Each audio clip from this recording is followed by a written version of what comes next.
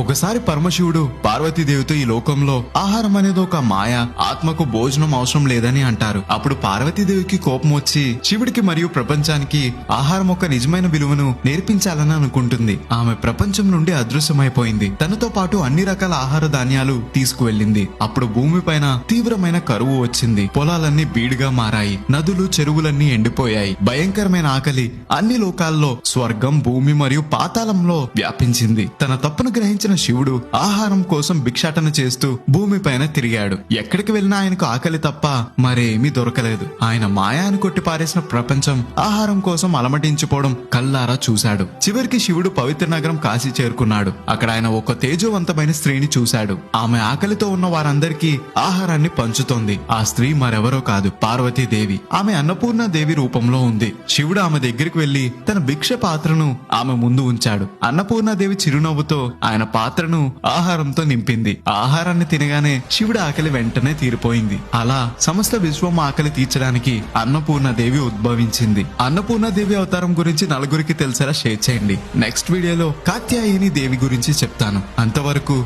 Godavari station ని follow అవ్వాలి మరి.